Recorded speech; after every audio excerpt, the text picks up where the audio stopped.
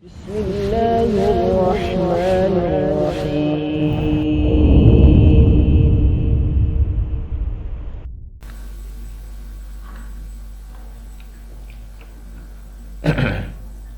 Bismillah, wassalatu wassalamu ala rasulillah wa ala alihi wa sahbihi wa mawala.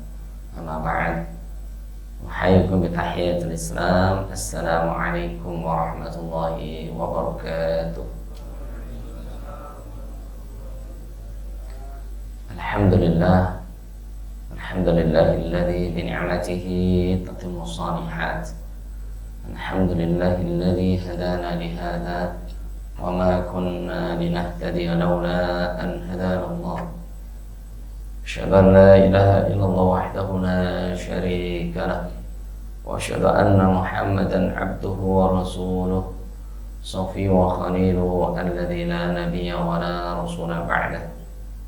اللهم صل وسلم وبارك على نبينا وقدوتنا ونبينا محمد صلى الله عليه وسلم وعلى آله وأصحابه وأتباعه ومن سار على نهجه واستنى بسنته واتبعهم بإحسان إلى يوم القيامة.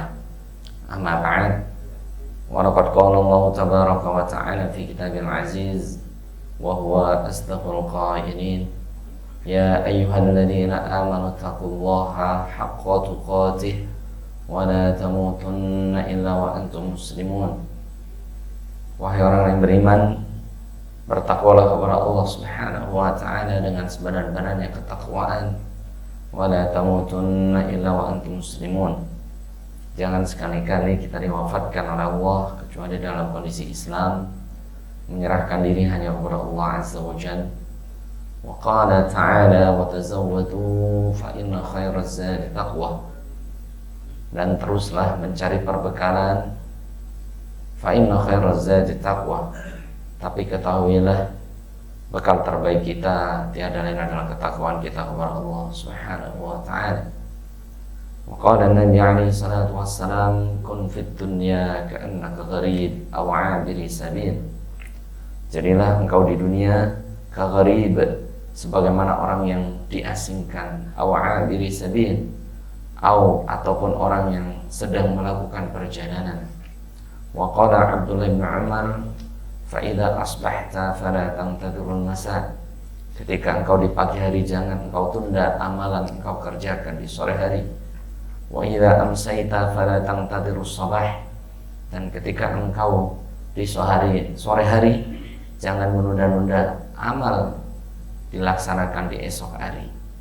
Wa khudh min sihhatika limaradik. Pergunakan kesehatan yang Allah berikan untuk beribadah kepada Allah sebaik-baiknya limaradik, sebelum datang masa sakitmu. Wa hayatika qabla mautik.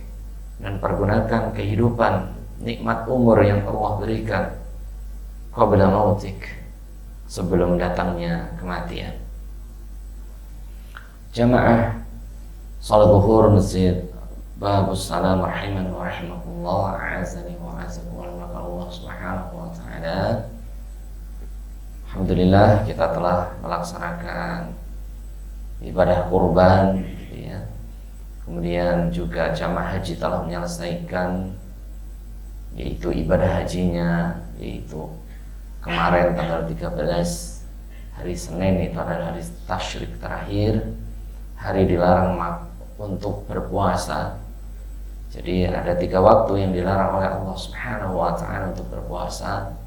Yang pertama Idaini, yaitu Idul Fitri dan Idul Adha. Ini diharamkan berpuasa. Tanggal 1 Syawal dan tanggal 10 Dzulhijjah. Yang kedua Yaumul Syak, yaitu hari ragu apakah ini masuk 1 Ramadan ataupun belum. Maka itu juga diharamkan berpuasa. Dan yang ketiga yaitu Ayyamut Tasyriq, yaitu 3 hari, yaitu hari tasyrik 11, 12, 13. Ini adalah hari-hari diharamkan berpuasa.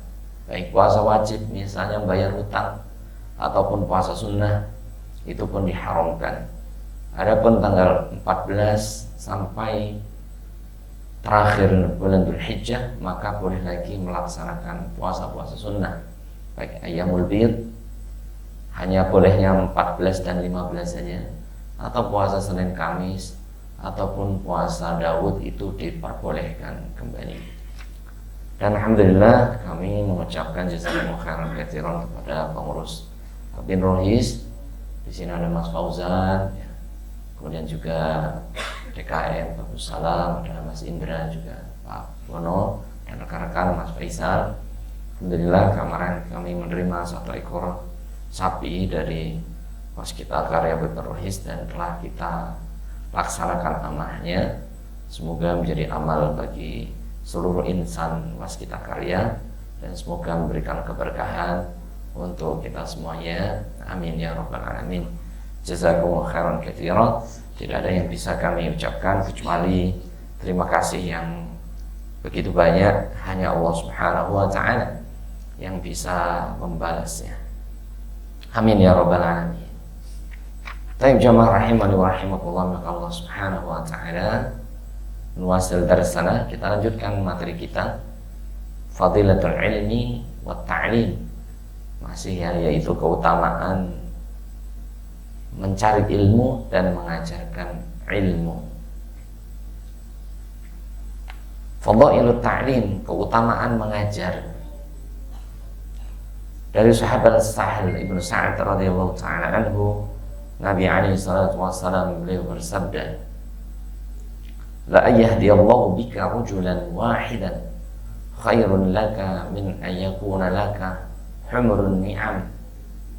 Nabi alaihi salatu wassalam beliau bersabda, la yahdiyallahu bika rajulan wahidan, sesungguhnya salah satu kalian memberikan hidayah kepada orang lain, khairan laka, itu baik, lebih baik bagi engkau, min ayyakuna laka humrun ni'am, daripada engkau diberikan 1 ekor unta merah. Ya, ini jemaah.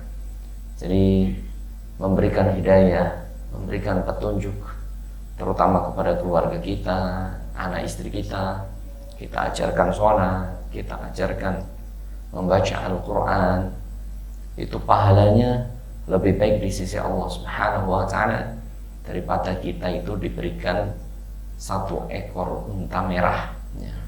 Padahal unta merah ini adalah unta yang sangat mahal, yang harganya mungkin puluhan juta. Ya. Unta itu adalah 10 orang.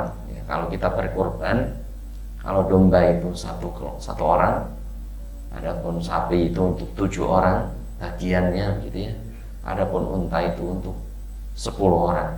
Jadi orang-orang yang bisa memberikan petunjuk dalam kebenaran, mengajak manusia dalam kebaikan, itu pahalanya lebih baik daripada dia mendapatkan 1 ekor unta merah, yaitu unta yang termahal, yaitu adalah unta merah. Oleh sebab itu jemaah, kita semangat mengajarkan kepada anak kita, istri kita, agama Allah Subhanahu wa ta'ala. Jangan sampai kita itu semangat mengajar dalam bab dunia saja. Kita ajarkan bahasa Inggris, taekwondo, apalagi lagi kursus matematika, fisika, kimia, tapi kita kadang lupa mengajarkan anak kita bacaan Al-Quran, bacaan sholat. Padahal jelas jemaah, pahala mengajarkan agama itu jauh lebih baik daripada hanya mengajarkan perkara dunia. Ini jemaah, Allah Ta'ala mengingatkan kita, ku anfusakum wa ahlikum nar, jaga diri anda, jaga diri keluarga anda dari api nerakanya Allah Subhanahu wa ta'ala. Wa qala Ibnu Abbas, dan Ibnu Abbas radhiyallahu anhu beliau mengatakan, innal ladzi yu'allimu an-nasa al-khaira yastaghfiru lahu kulla dabah hatta al-hut fil bahri. Dari Ibnu Abbas beliau berkata, ini perkataan Ibnu Abbas. Jadi perkataan Ibnu Abbas ini namanya athar. Innal ladzi yu'allimu an-nasa al-khair, sesungguhnya orang-orang yang mengajarkan kepada manusia khair, kebaikan, yastaghfiru lahu, maka Allah akan diminta ampunan lahu baginya kullu dabah, setiap binatang yang melata, hatal hut, bahkan ikan-ikan fil bahri yang ada di lautan meminta ampunan kepada orang-orang yang mengajarkan kepada manusia yang lainnya kebaikan. Nah ini jemaah, jadi bahagia, gembira ketika kita ini diberikan amanah untuk bisa mengajar kepada manusia. Begitu juga bapak sekalian, bagaimana Ustadz kita bisa mendapatkan kebaikan sehingga binatang bahkan ikan yang ada di lautan meminta ampun kepada kita? Ya, caranya ajarkan kebaikan kepada anak istri Anda. Saya nggak punya santri, santrinya istri Anda. Saya nggak punya murid, muridnya istri Anda. Ya. Istri dan murid dan anak adalah murid kita cuma yang wajib kita ajarkan kebaikan. Ketika kita mengajarkan kebaikan kepada anak istri kita, semua binatang yang melata, bahkan ikan-ikan yang di lautan, itu apa jemaah? Meminta ampun kepada Allah untuk orang-orang yang mengajarkan kebaikan. Jangan sampai kita tidak mengajarkan sedikit pun Al-Quran kepada anak kita. Kita maunya mengundang guru ngaji ke rumah, ngajarin Al-Quran, ngajarin sholat. Nah ini cuma pahala untuk andanya kapan? Pahala itu mengalir ke guru itu.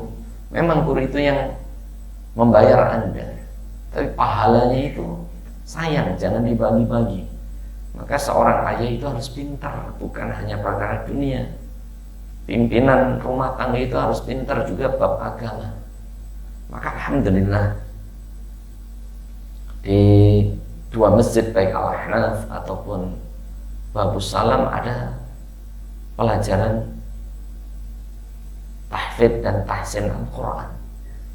Silahkan diikuti cuma setiap hari ya, kecuali hari Jumat ya, itu ada setiap jam 5 sampai maghrib.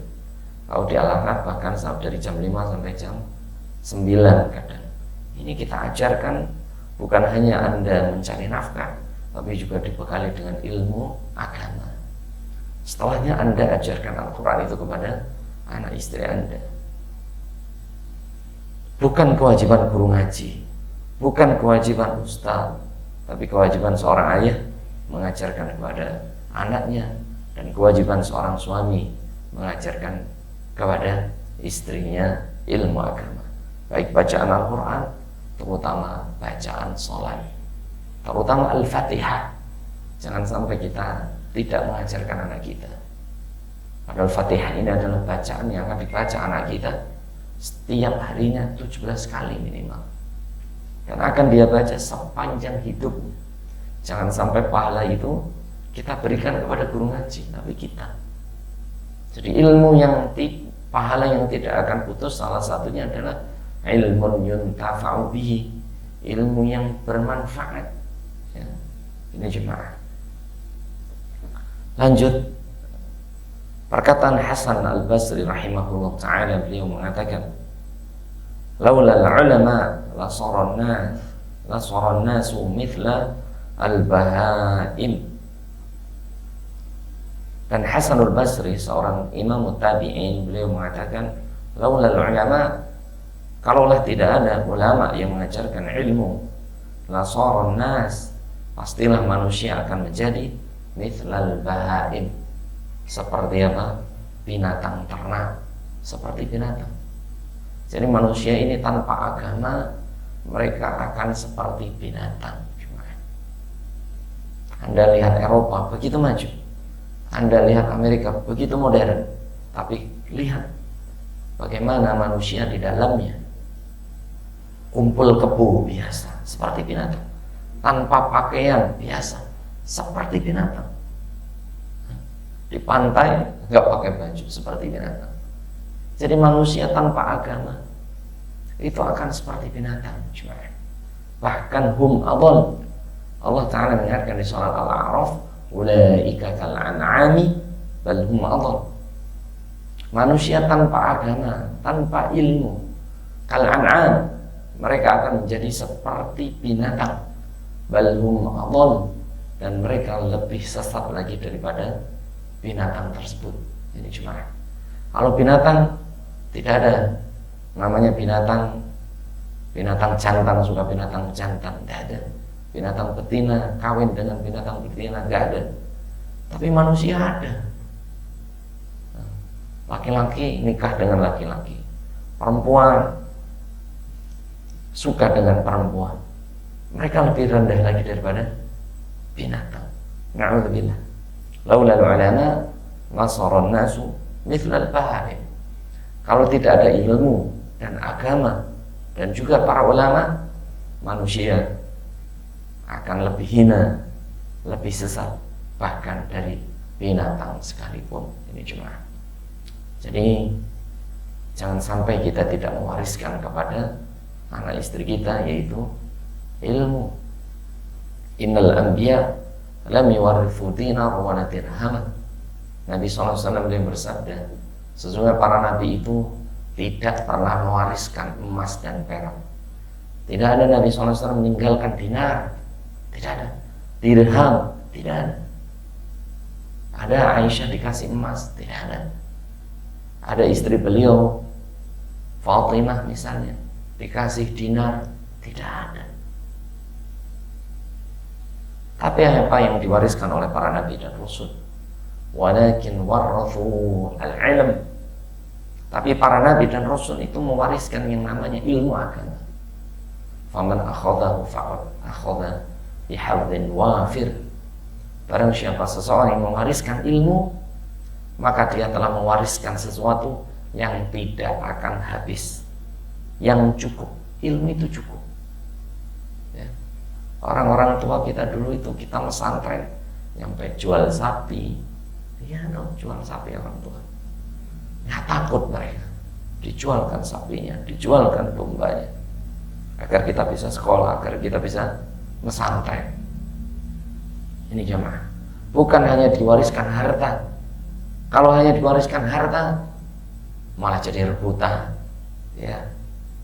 Akhirnya saling memusuhi antara adik dan kakak.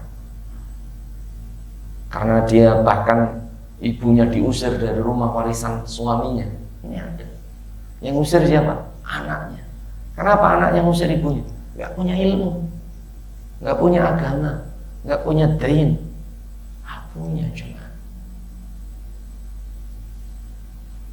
Di zaman Nabi SAW ada seorang pemuda mendatangi Rasulullah SAW. Wahai Nabi Allah, saya itu punya anak dan istri. Saya juga punya seorang ayah.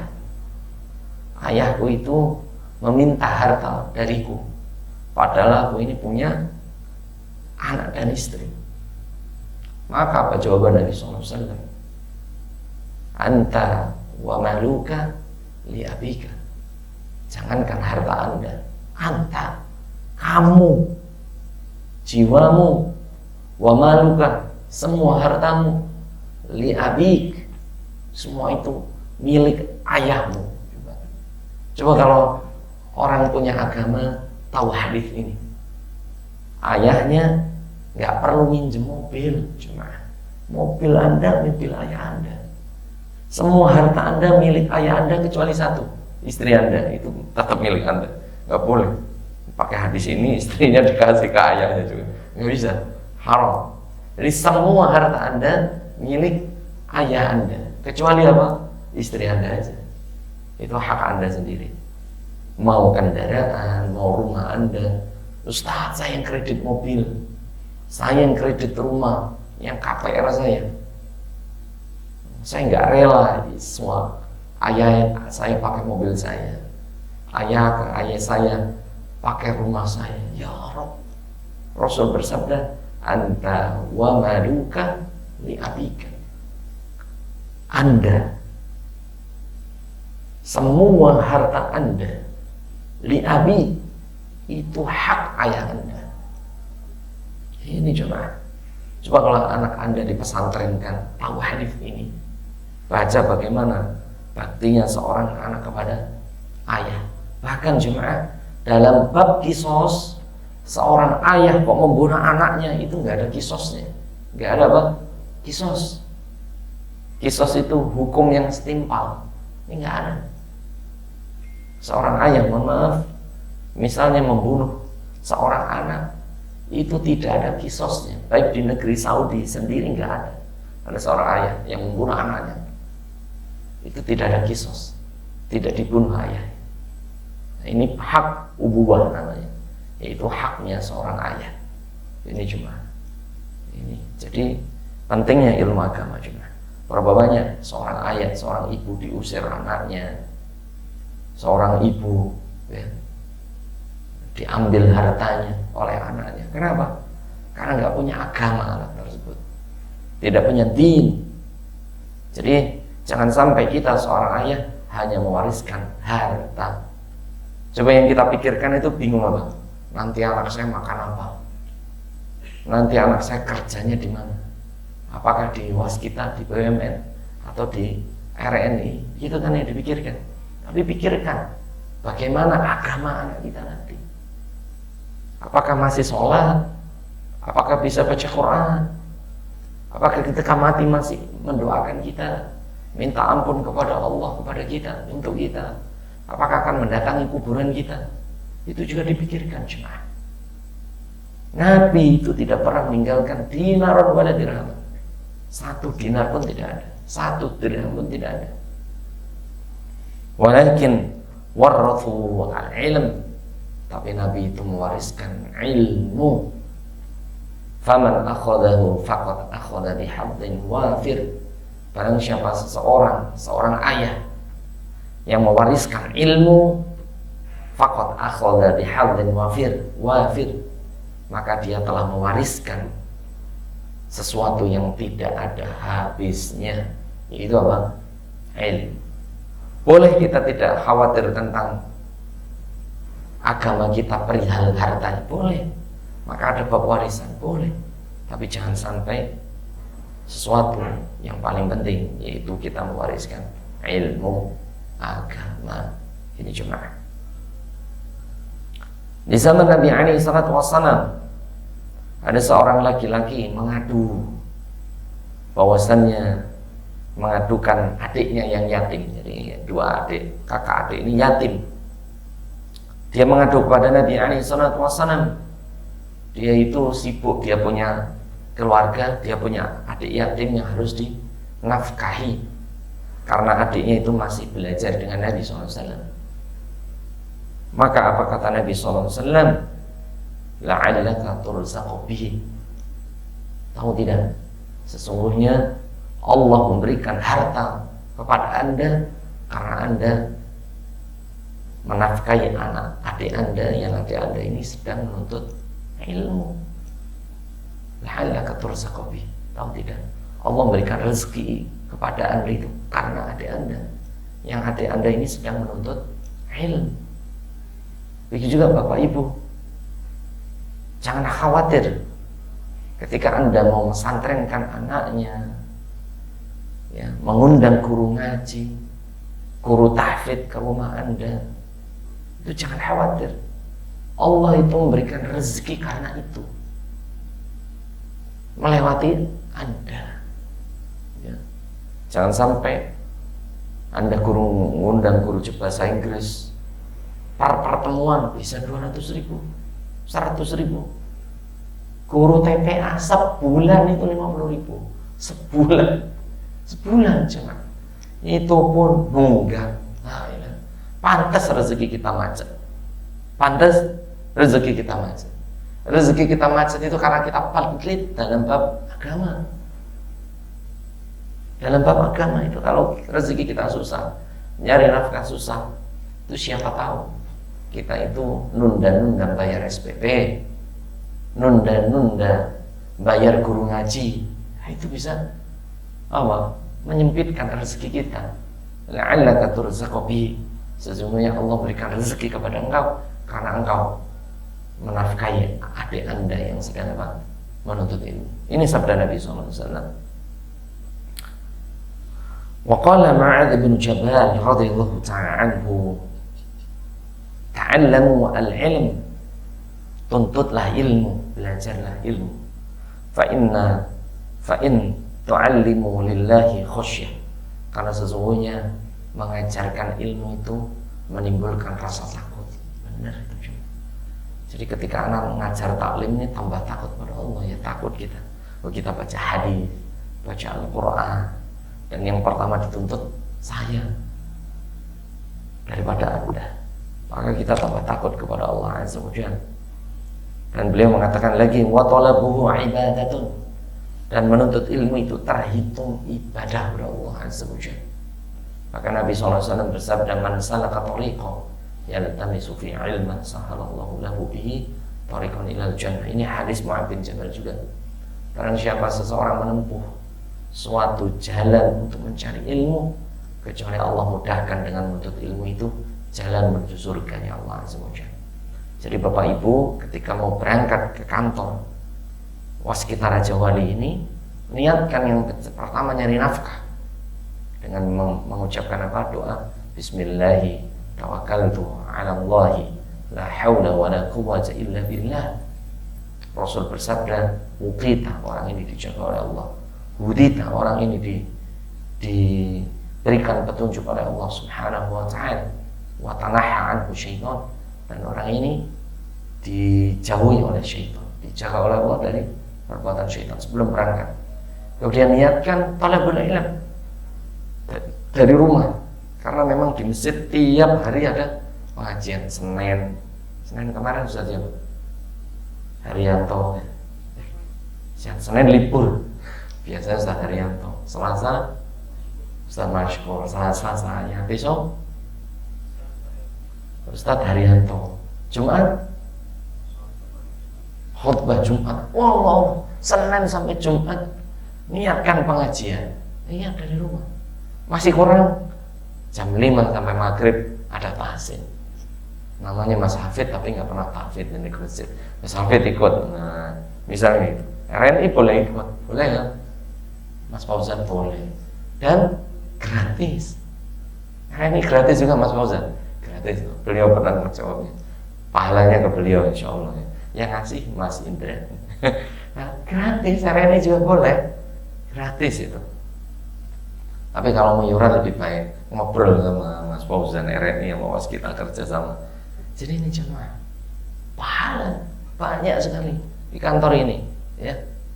Zuhur ada pengajian, asar sampai maghrib ada tahsin, ngapal Quran. Masya Allah, tabarakallah. Wa mudarasatuhu tasbihun, dan beliau mengatakan dan mengulangi menuntut ilmu terhitung tasbih, yaitu berzikir kepada Allah Subhanahu wa ta'ala. Wal bahthu anhu jihad, dan mencari ilmu hukumnya jihad. Sudah pernah sampaikan di surat At-Taubah, Allah itu ketika mau ngirim pasukan itu dipilih yang pintar-pintar belajar menuntut ilmu, yang jago main perang tapi kurang pintar perang dia. Wa ma kana al-mu'minuna liyanfiru kafa. Tidak boleh semua orang Islam itu maju ke medan perang. Walau la nafaru min kulli firqatin minhum ta'ifatun liyatafaqahu fid-din. Tapi satu taifah dia wajib menuntut ilmu. Pahalanya sama. Pahalanya apa? Sama. Agar apa? Yang pulang dari jihad nanti pulang ke Madinah, nah, yang menuntut ilmu mengajarkan agama, begitu. Nah ini juga. Jadi Rasulullah mengatur Abu Hurairah tidak ada sejarah ikut perang karena dia ahli ilmu, karena dia periwayat hadis paling banyak. Ada Abu Hurairah ikut perang, ada. Oleh Nabi SAW dia ahlu sufa, suruh belajar menuntut ilmu, gitu ya. Tapi sahabat yang lain, Sa'ad bin Abi Waqqas, jago pedang, jago perang, dia suruh belajar, suruh apa? Maju ke medan perang. Mu'adz bin Jabal dikirim ke Yaman untuk jadi pimpinan perang. Ya. Setelah Abu Hurairah cukup di masjid, apa? Menuntut ilmu. Wal bahthu anhu jihad. Orang yang menuntut ilmu mendapatkan pahala apa? Jihad. Masya Allah. Wa ta'limuhu liman la ya'lamu shadaqah. dan mengajarkan ilmu bagi orang yang tidak tahu ilmu, sedekah, terhitung sedekah. Jadi sedekah itu Anda mengajarkan kebaikan. Kalau Anda nggak punya harta, nggak punya uang, ajarkan ilmu, terhitung apa? Sedekah. Wa badluhu qurban, li ahli qurbatun, dan mempelajari ilmu adalah qurban, mendekatkan diri kepada Allah Subhanahu wa ta'ala.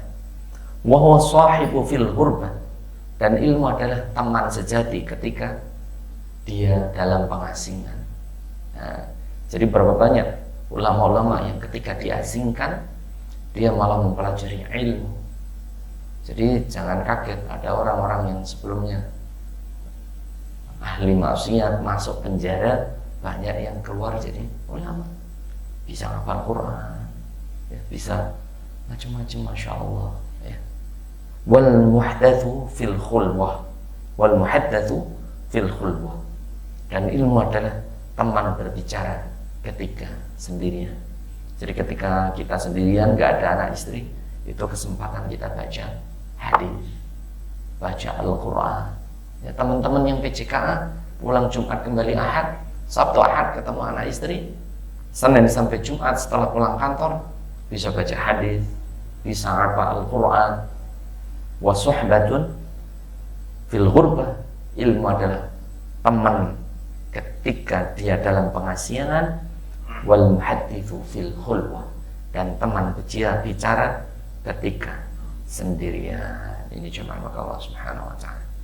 Masih ada 10 menit waktu untuk tanya jawab tentang keutamaan belajar dan mengajarkan ilmu.